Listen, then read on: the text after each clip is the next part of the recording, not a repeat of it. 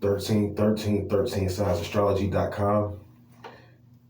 So I'm first and foremost, I want to thank a few of the fans and supporters. I was able to get myself cleaned up and nice and fresh. All this traveling I've been doing, and just kind of get myself back grounded because a lot of people don't know, but I do a lot of traveling, and though it seems like it's all good, and it seems like, oh man, that's the best lifestyle in the world. Man, this could be one of the worst, most horriblest lifestyles in the world, even when you attract money in abundance.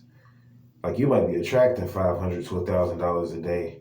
However, the side effects of what you got to go through to live a lifestyle like this could drive a lot of people to want to like commit suicide. Um, I do a lot of traveling, and people know like I have needs and things like that, just like everyone else, right?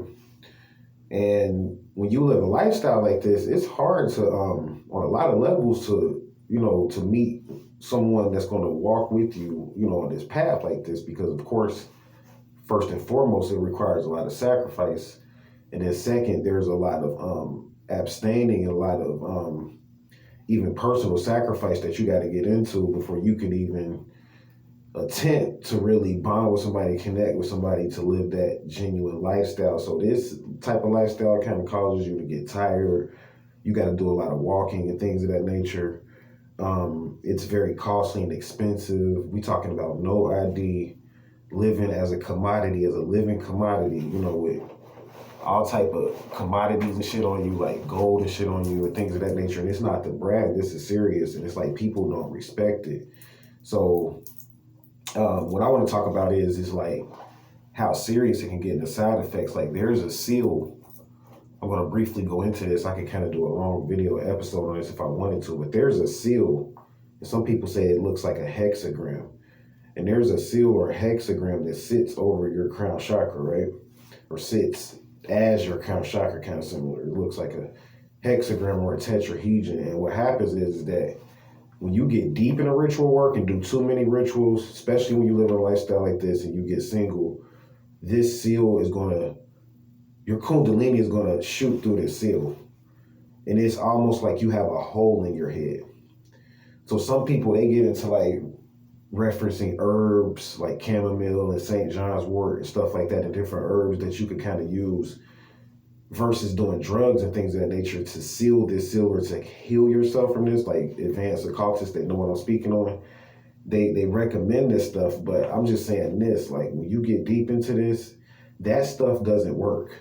So you got to be thankful when you have a mate or someone that you can share this energy with, because for males, when you exchange and when you release that energy, you giving it to her, and she's going to recycle it back and give it to you. So that hole that's in your head that makes us look crazy when we single, see, people be thinking around hotel crazy and shit. They're like, man, you smoking weed and doing stuff like that. Now I'm like, you got to understand, my lifestyle is different from yours. You probably, a lot of you may have met your twin flame, and you doing your thing, you did right by that situation. So your energy is not being wasted. I have a hole in my head, and a lot of ascended masters have this. And the thing is that it's a positive and a negative to it. They say the reason why a lot of ascended masters are actually single is because we have to connect with all of these people across the globe and across the planet ourselves. So like if we meet a mate, she has to share all that energy with all these people we've healed and touched. And when you heal and touch so many people, you start to lose energy. You can start to feel kind of like crazy, like you're losing it. You know what I'm saying? So you have to do things to ground, more advanced techniques that I wouldn't suggest for people that are just getting into this. Definitely wouldn't suggest that. Like I was telling Brother Marshall and stuff like that. I try to be an example to people. However, there are certain rituals you got to do to heal that and to seal that as a spiritual being, a shaman. And there's really supposed to be healers and like different sages and things like that we can go to as spiritual masters to get healed. So I want to put that out there, like aligning your chakras and don't take for granted the sexual experience and sharing in that with someone. Definitely power in that, because you're talking about two people or a twin, which is really a group combined into one. You really can't even put multiple pairs into one. However, you got all this energy in one. as a group, as a twin flame, energy potential, and that's deep. You know what I'm saying? Like it takes a lot of skill to live in a relationship like that. However, it takes even more energy, and you lose a lot of energy when you're trying to help all these people when you're single, and you've lived in so many lives and so many bodies and healed so many people and took on so much energy. You got to go through advanced rituals, counting type rituals. You may be doing experiment with psychedelics, so-called drugs. So don't judge the shaman. I mean, you got to be licensed for this stuff. They tax us for this stuff. You know what I'm saying? Like I can go into some of it. I don't want to go into all of it here in private classes, but to get the respect from the law, I mean, they know about the occult and all that, but it's expensive. Don't judge, myself and people that are going through this path, but no, it's expensive, but it's livable and it's doable.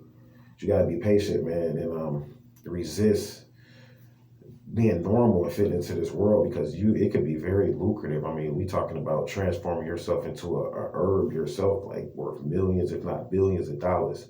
And you came from this world, and if people are willing to pay millions of dollars for a herb and thousands of dollars for a herb, how much are they willing to pay for you? For your connection with Source, like I was teaching earlier, your connection with the ninth dimension, how much are they willing to exchange for that? So I hope this helped. I was going to more. As always, I don't know if I'm going to get on this train and go west or what, but I thank you guys for listening and watching. And as always, stay vigilant. Namaste.